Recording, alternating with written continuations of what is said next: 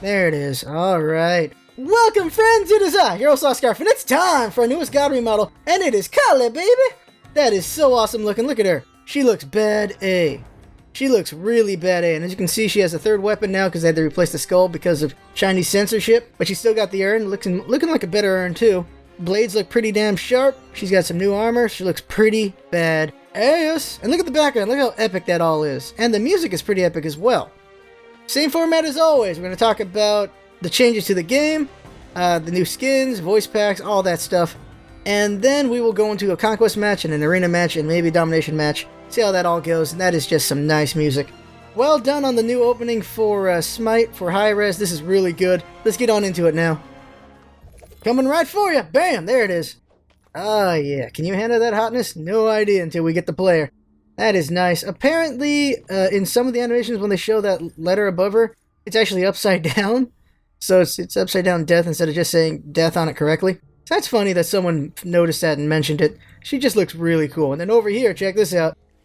Christmas skins are back. And there's a new one. It's called Wreck the Halls. And it's Fenrir. Yep, there he is. Look at that. Wreck the Halls Fenrir. That's funny. That is funny. Bam. It's kind of snoopy right there, that laugh. I am curious as to whether or not he's going to have a special voice pack for Christmas. Well, I don't think anyone has special Christmas voice packs, so forget what I said. Now we got some new skins here, so let's check them out. Well, there's, of course, Kale, and I already looked at Tomato Kale. Look at the contrast on that. That is nice. That is nice. That is really nice contrast going on over there. Hell yeah. And also got the regular skin. Also nice. I am in love. Look at this. Very well done skin here. Same with this one. Damn. The portrait on this is amazing as well. Wish I could show it. Pretty good contrast as well. She blends in better with this one though. This one's got really good contrast while this one has some pretty good blending together. That's nice. Then we got the gold skins. And it feels like they ran out of energy. It doesn't look like much. It doesn't. I feel like a little bit more could have been put into this thing. It still looks nice. But I feel like a little bit more could have been put into this gold skin over here. But they did a lot of work already, so it's fine. Damn, that's nice. We got a golden Odin. Got a Godin. Let's check him out. Golden Odin is right here. Bam, look at all that detail. Look at that. Look at all that blue and gold. Now that is, look at that. Looks pretty good. That is a lot of contrast going on there. A lot of very nice placement of the colors. I like it. That is really good. And they did put blue on there. That's nice right there. And then we got the black one. Bam. Looking pretty good. Looking pretty strong. That is some nice work right there. Good job to the art team on that. Very nice. Let's check out Fenrir now. Where is he? Fenrir's an F. Here it is. And Wreck the Halls. Here he is. Oh man, look at that. Look at that. He's got little bells on his tail. He's freaking Rudolph. That is something special. That is... It's hard to take him seriously right now. Really hard to take him seriously. That is funny. That is nice. And I believe they did some new things to the Christmas ones. Like, I think they added a little bit more to it. Let's see, Christmas. I don't know what the differences are. If someone could tell me. But apparently they added a little more to these guys. To him and to Hell. Let's see, where's Hell at? Hell over here. There it is. Yeah, I'm not sure what they added, but there they are. There you go. Yeah, that's it. So we're going to check out something else, and that is the play menu. Check it out. Look at this. They reworked this sucker, and there's some pros and cons of this. The pro is, well, pretty nice streamline they got all the time. They're very nice, soft colors going on here. You can click on something, and it leads you to this. There's the problem is the information. You have to click on this for the information. And new players, I don't know. I feel like you should have it in their face already so they can read it. I don't know how many people are just going to click this to get the information. I feel like they'll just go, okay, and just go into this. This is a pretty small button here. I don't know how many people are going to notice it, and they're just going to go in there. Then over here, that is a very short name for MOTD, but I think that's fine. This is basically what it is. Everyone's Kale, there you go. But, yeah, I like it for the most part. Aesthetically, it looks pretty good. You just click each one. There you go. There you go. That's pretty easy to do.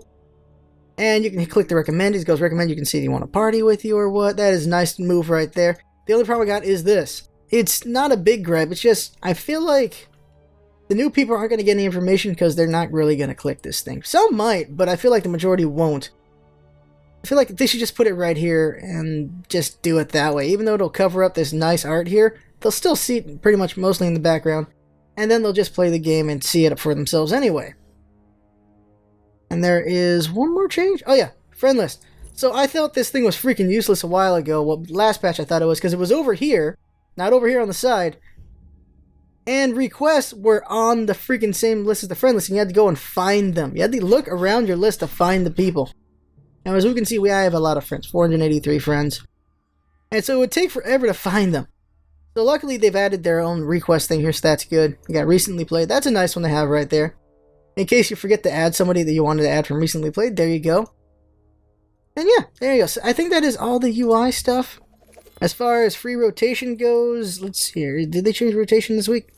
No, they didn't. All right, so that is everything there. So up next will be items, and there are only 2 changes. All right, 2 quick changes to items, and that is Polynomicon now, it's every 4 seconds instead of every 2 seconds, and Hydra's Lament every 4 seconds as well instead of every 2 seconds. Let's see, where's the Hydra's Lament? Over here, so we can just show it really quick. So there it is. So every 4 seconds instead of 2 seconds on both of these. So those are the changes. I don't know why they did that. I think Polynomicon needed to be every 2 seconds just because physicals can crit pretty much every hit if you build them like that. Well, mages can't do that. Some mages just need that basic attack potential to help them out, even if they have that gigantic burst, just because a fight can get into that situation, and they definitely suffer for that. But that's what they changed, and that's what's going on. So let's move on to the god changes. Alright, first up, Amazon Cobb has been buffed a little.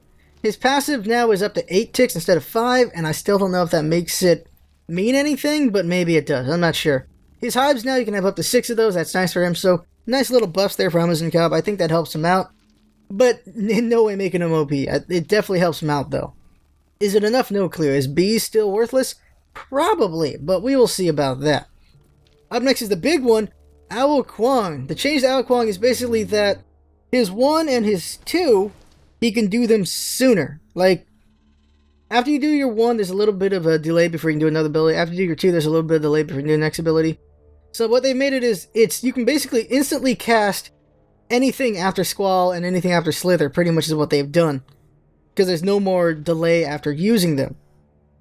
So basically they've made Owl Kwong bursty, so you can go ahead and slither around really quickly or away, while you're squalling someone, putting them in place for the tornadoes or your ultimate, because that slow is pretty dang nice. But they had to nerf something, and this is what they did. They nerfed the tornadoes.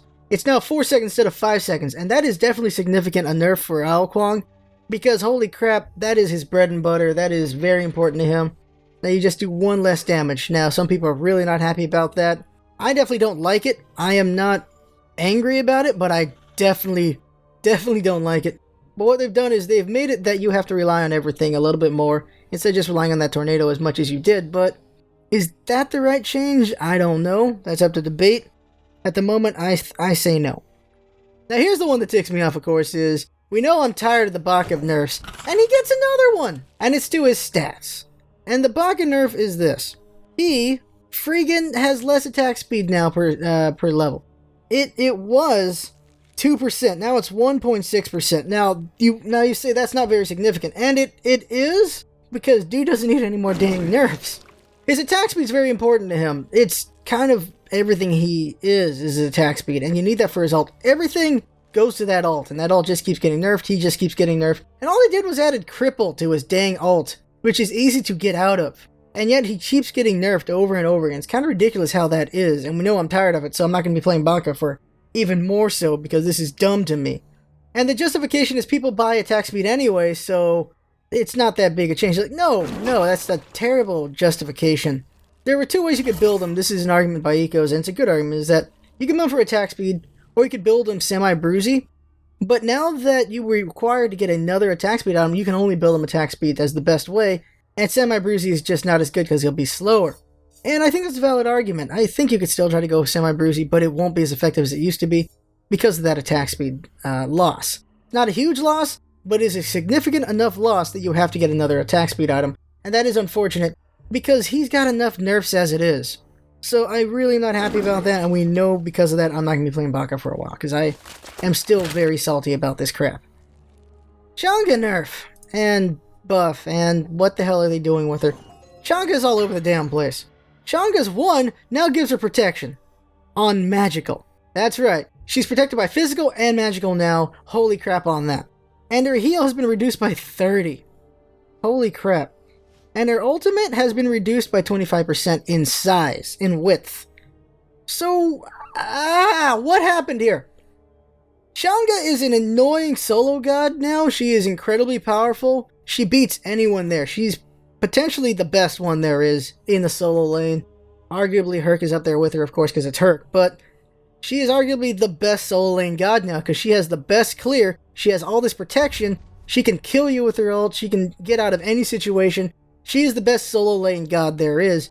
And Jesus, they just made it so that she can handle mages in the lane as well. It used to be she was really good at physicals. Mages could give her some trouble because they could clear just as well as she could. But now mages are not going to be able to poke her very well because of all this protection. Yes, they reduced the heal a little bit, but she doesn't have to rely on getting hit anyway to do things. And this ult ain't hard to land. It's going to be harder to land on groups, but it ain't hard to land one-on-one. This is the argument that I have a problem with, is that they've made Chang'e from a team-centric god into basically a battle mage that's meant for one-on-one combat, more so. Like, she used to be team-centric. Now she is one-on-one centric, because all this stuff makes her really effective against one target. She can still do stuff against a team with a team, but she's more focused towards killing a singular person. So she has become less party, more solo. That's what she has become, and I don't like it. I do not like it at all. She was great as a party god. She could do pretty well in the solo, but now she is the god of solo. She definitely is. No one can touch her. Her can touch her a little bit if they miss the 2. That's about it. But she is the best one. Mercury got a nerf, and I don't know what I think. Okay, well, I think it's a good nerf in some ways and not in others. Lore-wise, he no longer has speed, he no longer has slow immunity with his 2. That's kind of weird because he is the god of speed. And they nerfed the attack speed by 10%. I think that's fine because he can be pretty ridiculous with that attack speed. He could just melt people so dang fast. He's still going to melt people at 60%. But he used to be 70%. And I think this is fine just because he was getting a little ridiculous in the late game and the mid game because of his 2. And I think this might be a good nerf for him. He'll still be strong, but not as much. Nuwa has some changes going on with her, and I don't think it's enough, but maybe it is, and I'm wrong. And she's up here. Yeah, there she is. Nuwa! So Nuwa, her fog now procs the Gem of Isolation, which means, holy crap, she can get people really in bad spots with her. But also, her attack speed's been pretty much double. So she went from 0.95 to 1.7% attack speed per level. And that is significant. Makes her... They've now chosen that she must be an AA god, pretty much. Which is weird because her powers require her to be at close range. It's kind of weird besides this ultimate. But these other powers go, at close range you're awesome. But you're a basic attack god now. She's still all over the place. It's still weird. And there's still 3 ways to play. You can play her basic attack heavy and rely on these buffs here. You can play her for the laning and kind of tanky so that you can handle situations, take out the towers, get in people's faces, slow them down using the fog. Because you got to get in people's faces for these abilities here. So tanking her up for these things is more team-based though. And then you can make her a mage, where you make her just hurting people really hard with these abilities, but she's so dang squishy she might die anyway. So Nuwa is all over the place with very extreme pluses and minuses to her, so I don't know if it's good enough. But we will see in the future. Oh, also they nerfed her ultimate, where you can't shake and bake anymore. Basically, when you had Fenrir, you could move them, you could ultimate with both of them, and you could have him move them through the electric field repeatedly and just kill them that way. Now it attacks every 0.5 seconds, which is, I think, appropriate. And finally, the Sun Wukong nerf and sorta buff. The nerf to Sun Wukong is his magic cudgel now costs more mana. It used to be 50 across the board, now it's 50, 60, 70, 80, and 90.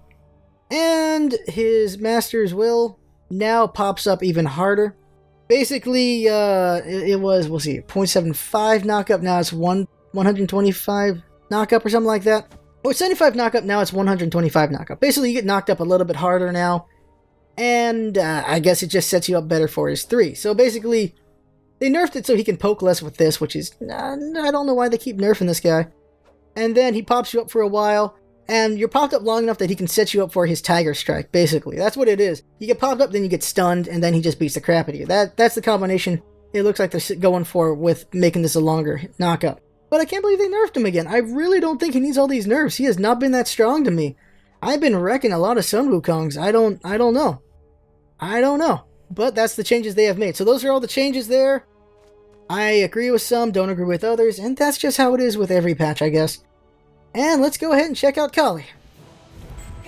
Alright, there she is. There's Kali there. And we know I like the tomato skin Kali. She looks like less pinkish, so now she looks more like a Togruta. Let's go ahead and go over here because there's no new portrait for that one. This one has a new portrait. So is the other one. She has some really nice looking portraits. She is just badass looking. She definitely is. Let's get on in there. Any second now. There we go. So just look at that. Look at that portrait. She is badass looking. Pretty hot too. And there you go. Let's get her powers and just talk about her powers and passive. There we go. There we go. Okay, so her passive is this. She marks an opponent for death. It's randomly whatever god is in the match. So in a 5v5 it's one of the 5, 3v3 it's one of the 3, and holy crap in Joust it's just that one person. I hope it's just that one person. So the way this works is there's a person marked for death. If she kills them, she gets 25% extra gold, and she heals 80% of her HP. Also, every time she levels up, she also gets physical penetration. So she's got some nice penetration there. The problem is there's no indicator about that for anyone but yourself, so your teammates have no idea who the mark for death person is. You have to tell your teammates. It'll be nice if they add something, nothing really obtrusive, but just something really to let your teammates know who the target is, so that they just know not to steal that kill if you're close enough to get it yourself. Something like kind of like the Thanatos mark for death kind of thing he's got, but just a little bit different, I guess. Now her powers. First up is her 1. And it is a really long-ass leap. Look how far she can jump. Blam! That is far. Holy crap. That is some nice range there. It's an AoE landing damage attack as well. She does 70, 120, 170, 220, and 270 plus physical power contribution. And here's the interesting kicker here is she hits her opponents. Now, the one who has the least amount of HP will give her 20% of their missing health. That is a very interesting concept there. So this isn't an open ability, this is a finishing ability. So that's very interesting there. Then there's her 2, which is a different take on her cone. And there it is. She throws out 3 blades. And where they converge is up to you on the distance. They can be up close, they can be over here in the mid, or way up there. And the interesting thing about this is I thought, and each blade does damage, but what I thought is once they hit a target, they're done. But no, they go through targets. So I'll show you on the minions as soon as a new line comes up. Well, that's going on. I can show you the 3. Now, the 3 it's an AoE like your old 3. The difference is this is a buff and a stun. It's a 1-second stun, and it buffs you for 10, 20, 30, 40, and 50 physical power, and how long it lasts depends on how long, what level it is. So 3, 3.5, 4, 4.5, and 5 seconds. Now, the line's going to come up. Now, this lash, besides just having all these targets, it also has a bleed and lifesteal on it. Let me show you right now. So we hit this first group here. We hit the back one with the blade. So there you go. And now they're all bleeding. So that's interesting there. And look at her attack animation. It's very smooth. She attacks very quickly, very smoothly. It's really nice. They've done a good job on Kali for sure. Now what happens is she has 5% lifesteal. And she also has the bleed on them. And they bleed for 0.5 seconds. So that's what's going on. So they bleed 6 times.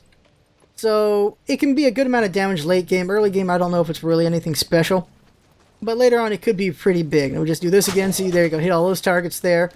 Actually, I think if you do it correctly, you could probably hit both groups with all 3 blades. Yeah, I'm doing that wrong. So we'll do that again in a second.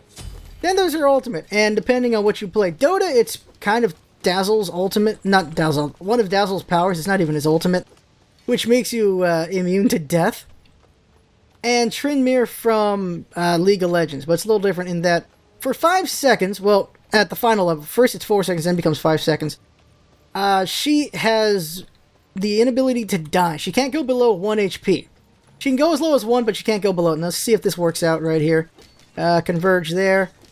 Yes, it does! There we go. We got everybody a couple times, so there we go. So what happens is, let's go ahead and fight Ra, get him to beat... No, actually, the Fire Giant. That'll be a good plan there. So while she's fighting, she has this aura of damage like her old ult, but it doesn't really do that much damage. It does assist 20 per tick. But she's able to just be immortal for 4 to 5 seconds. And the only problem is she's immune to all CC, but stun. That's it. Only stuns can stop her. So it's kind of BS there, because there are a lot of stuns in this freaking game. And also we got, if I never mentioned, the new looking fire giant. Let's go ahead and fight him, let him hurt us a little bit. Can't stun him, of course. Just fight him, do some blade shots there. Getting beat on here. And cost the Alkazam. There it is. So now I can't die. I got 1 HP. Now I better get the F out of there. And I do, so there we go. Can't die like that. There you go. Now, because of that stun not having immunity to that, you might want to get a Magi's Blessing for that, although it could get wasted by knock-up or something.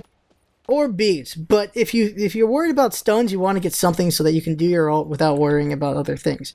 As far as I know, you can't do this ult while in stun. You can only do it pre-getting stunned. So it's like Artemis's ultimate. To the best of my knowledge. I could be very wrong about that. But that's everything about Kali. She has the same voice pack, same taunts, same laugh. Everything's still the same. She just looks pretty badass. Has new powers, and that's it. So I'm probably going to try to do solo lane or jungle with her. Jungle might have some potential to it, I think. But she definitely shows that she's pretty good for solo lane. Maybe even duo lane. Don't know about mid lane, although she has an escape now. But she looks like she's probably a jungle and solo god. But we'll see soon enough as we try them out. And let's get to it.